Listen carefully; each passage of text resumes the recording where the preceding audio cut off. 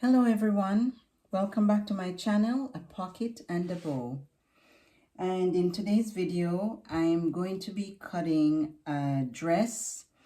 I would not need my tape measure today because I have everything already on pattern.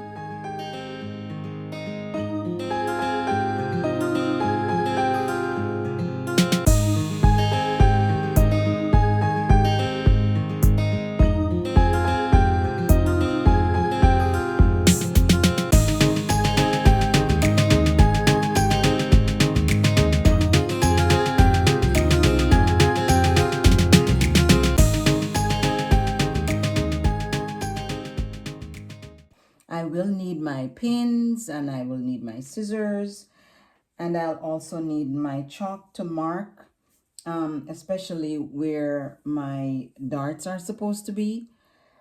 But you don't have to have the chalk if you don't have it. If you have it, great. If you don't have it, you can just use a pencil and ensure that you're marking it on the wrong side of the material. Now, this is one of the sheets. It's a queen size. I'm not worried too much about the direction because all the arrows or the lines are going in the same direction. So I'm gonna be cutting the blouse, and of course I have the skirt, and I'm gonna be cutting 8 pieces of this for our skirts to include this section, which end up looking more like a mermaid tail. For the back, I am going to do just a slit in the back here. So I also have the back unfold. If you remember when I showed the pattern, I have the zipper allowance. So this is the section for the zipper allowance, but I just fold it under so that I can cut it on fold. And the front is also gonna be cut on fold. And when I'm done cutting the front and the back, then I'll cut the skirt. I'll cut 8 pieces of this column, and I'll fold it. So I'll cut them in maybe 2s or 3s just to make it go quicker. So I'll just put a pin in here. I didn't put it before because I wanted to show you the fold. And then I will cut it out, and we will go from there. Okay, so I'm cutting. On this pattern I have a 1/2 inch seam allowance. I much prefer working with a 1/4 inch seam allowance though, because it's easier for me to measure that up with the sewing machine. So I will my next pattern, I'll definitely just add a 1/2 inch, sorry, instead of 1/2 inch, a 1/4 inch for my seam allowance. So I just cut the arm. This is the neckline, and as I said, there's a 1/2 inch right around it. I'm still not sure if I'm doing a sleeve as yet, or if I'm just gonna pipe the corners. Okay, so that's the front. And usually you try to place your pattern pieces as close as possible to each other to save on wasting your material. So you try not to waste your material, but I'm sure you can see the importance of having a pattern, because when you're ready to cut, that's all you're doing. You're just going straight ahead to cut, as opposed to having to do all the measurements again.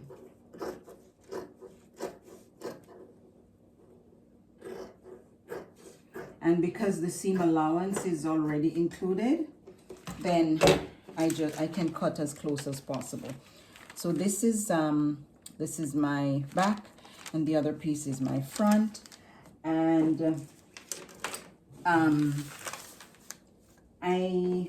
since I'm not sure if if I'm doing a sleeve, I'm just gonna leave that for last, but I will need to cut a facing for the back and a facing also for the neck, the front neck, whether or not I am doing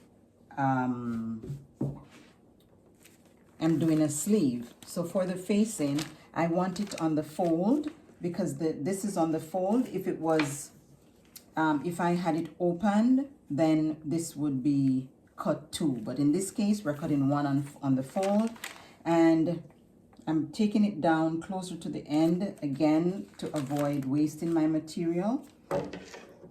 And if you were doing a pattern, you would have all of this this facing as well included in your pattern. And I'm going to just about halfway down, and then I feel like I'm a seamstress. And then I'm just basically making a curve like this. So if you can see, I will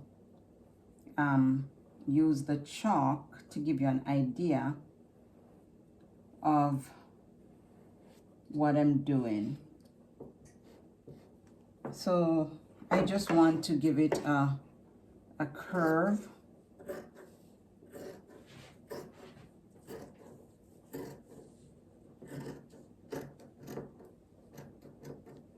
Okay, so that goes with the back.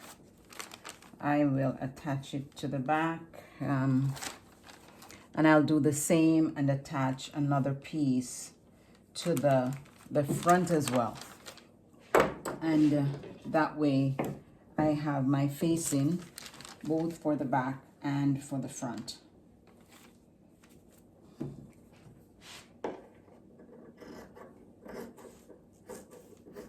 So this is what helps to make the top looks neat.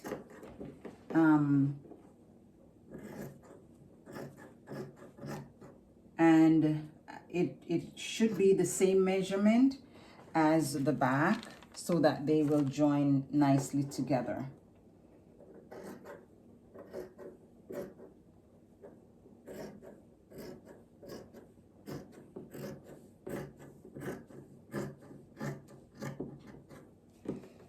Okay, so this will go on the front. As you notice, see, it takes up the neck and the shoulder as well. So that's what I will, that will be the facing for that section.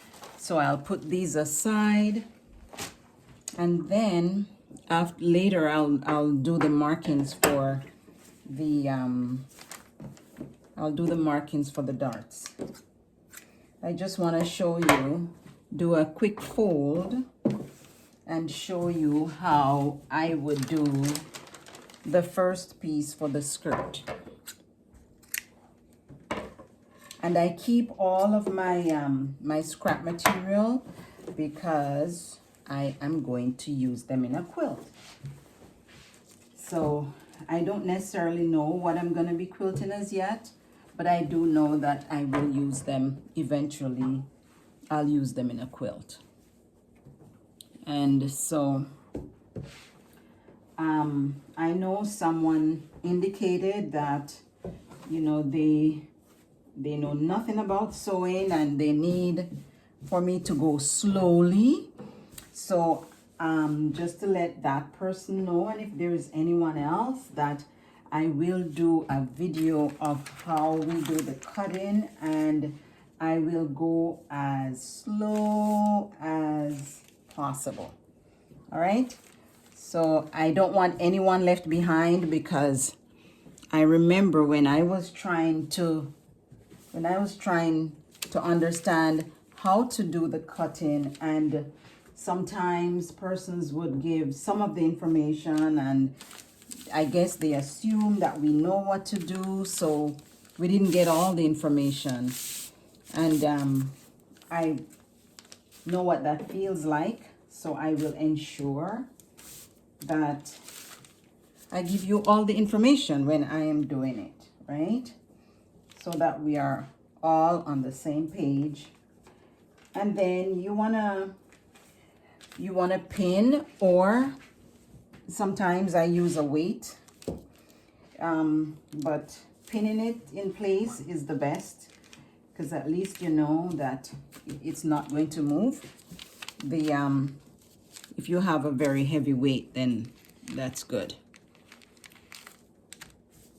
All right, so this would be the first two pieces. So I'll cut these two pieces, and again, this section will not go to waste. I can get my my band, or a part of my band, out of here. And because this material, everything's gonna be straight, I think what I'm gonna do is I'm going to turn the material this way, and I'm gonna make the waistband. So I might not use this piece, but I'm gonna make the waistband with this stripe going horizontally, so that it gives a nice contrast instead of with to the vertical skirt. I will see you at the sewing machine once I'm done with all the cutting, and I'll show you all the pieces. As usual, please like, share, and subscribe. And don't forget